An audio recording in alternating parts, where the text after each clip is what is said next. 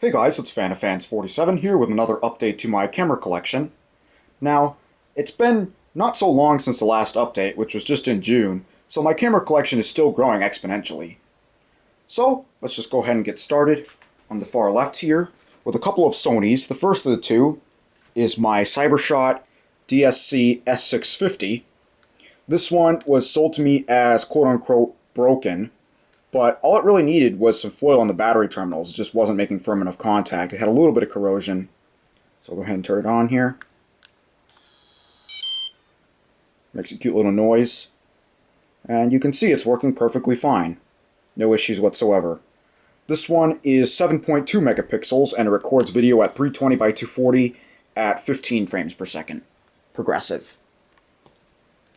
And now, the P32. It's back. Now, why, you may ask? Well, this is because this is not the same unit.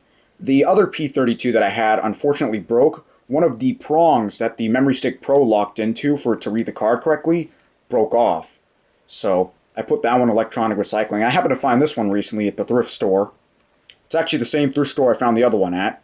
But this one's working great, and I think it's actually in better condition than the other one, because you'll notice when I turn it on, it doesn't have all those light bleeding dents in the LCD like the other unit did. So, that's really nice. Not only do I have it back, I have a much better unit as well. This one is 3.2 megapixels and it records video at 640 by 480 at 16 frames per second. So, yeah.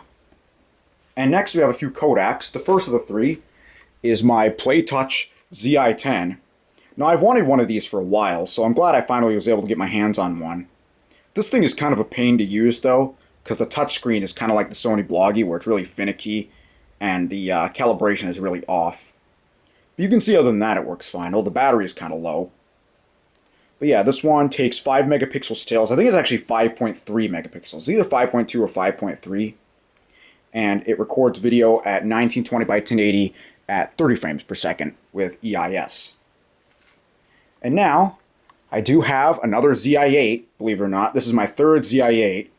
Now, I really didn't want this one, but I really had no choice because this came in a bulk pack with two other cameras that I'm going to be showing in this video. One of them being the S650, and the other one being this LA10, which I'll show later. So, yeah, that's the only reason now. That's the only reason why I got another one, so I could just get a bulk for a good value. Go ahead and turn it on here. You can see this one also works. It has the same resolutions as the ZI-10. It's basically just a non-touchscreen version of the ZI-10. So, yeah. And on this one, I find you have to really push in the power button really hard for it to turn on and off. So I don't know what's up with that. And the last of the three Kodaks is another one that I've been wanting to get my hands on for a while. The EasyShare DX7440. This one is, I believe it's 4 megapixels, and it records video at 640 by 480 at, I believe, why isn't it turning on? There it goes. At 10 frames per second. Yeah, there you go. There's the lens sticking out. This one kind of has a finicky setting wheel, but it's whatever. And I don't know why I said 3 Kodaks, because there's actually 4, so correction on that. The last of the 4 Kodaks is my EasyShare M532. This one is 14 megapixels and it records video in 720p at 30 frames per second. Turn it on here. There we go. Again, I don't know why I don't know why it didn't turn on the first time. It has a very loud autofocus motor.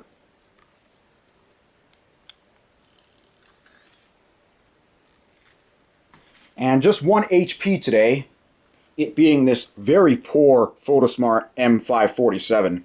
The paint is coming off real bad. It's got a big chip in the battery compartment. And on the back, you'll notice I took out this segment right here that had the switch to switch between functions because the switch wasn't making contact with the actual switch on the circuit board. So I just took it out so I can access it directly. It's kind of a pain to use, but it's better than nothing. But you can see it's working fine. Yeah. This one is 6.2 megapixels and it records video in 320 by 240 at 15 frames per second. And next is my original Flip Ultra. This is the pure digital model. F260 is the model. Getting confused with another one. That's the second gen. This is the first gen. Go ahead and turn it on here. You can see it works fine. Again, this one was sold to me as not working, and it works fine. So, all these sellers on eBay tend to unknowingly get rid of perfectly good products. So, that really intrigues me. This one shoots video in VGA at 30 frames per second, and it does not take photos. And next, I guess you can consider this another update to Project Ninza. I got a first gen A530. Now, if you've seen my Instagram, you'll notice a post I made on there comparing the two cameras and their physical differences. So be sure to check that out if you haven't already. But yeah, here it is. It's in perfect working condition. This one is 5 megapixels with interpolation up to 10, and it records video at 640 by 480 at 24 frames per second. And next up is my first ever Sanyo. This is a VPC X1400, 14 megapixels and 4 times optical zoom. Now you'll notice something very peculiar about this camera when I turn it on. Listen carefully.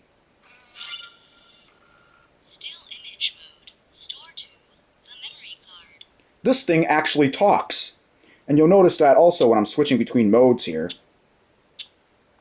Listen. When I switch back.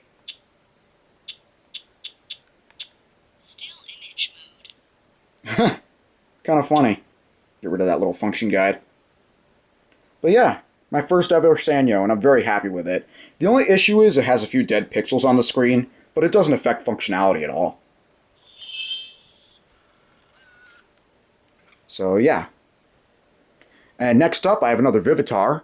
This is my DVR 650. This one was in terrible condition when I got it. It had all this sticky stuff all over it. So I just used some isopropyl rubbing alcohol to get that all off. And it looks really nice now. I still got to work on this side a little bit, but it's still looking a lot better than it used to. See, it's got a flip out screen. Go ahead and turn it on.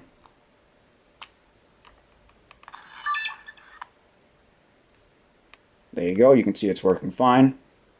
This one records video at VGA at variable frame rate, and the photo resolution is 5 megapixels, you can see right there. 5 megapixels. So yeah, there's that. And now, moving on to the camera that I mentioned earlier that I got in the bulk pack, the Coolpix LA10. This camera will be replacing the L110 because that one, as you may know, was corroded really badly and it just kept spazzing out more and more and eventually just wouldn't turn on again. So I've retired that one and I'm going to be using this one in place of it. Again, works fine. There you go. This one is 16.1 megapixels and it records video at 720p at 30 frames per second with stabilization and stereo sound. So yeah, this is definitely a prized possession, at least in my opinion.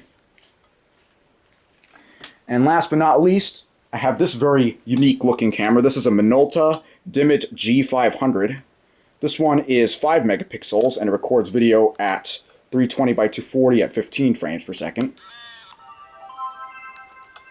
It's got a cool startup animation and sound, you can see. And by the way, the reason why it keeps clicking and clanking like that is because this thing has the longest lanyard strap I have ever seen. I think it's actually a neck strap, but this thing's ridiculous. Look at this thing. Yeah, there it is working. Sorry, it's not focused. Go ahead and turn it off. And it's got this little lens barrier. Just goes right over the lens like that. So yeah, and before I conclude this video, I do want to do a little bragging. Now, this Nikon, the ZI-8, and this Sony over here, the S650, all came in a bulk package with 3 extra batteries and a case, all for $8. And it was a buy it now on eBay, and I couldn't believe it when I saw it. So I was like, heck yeah, and I went ahead and just purchased it right away, and as a bonus, the seller wasn't sure if they were working, and sure enough, they're all working, so yeah.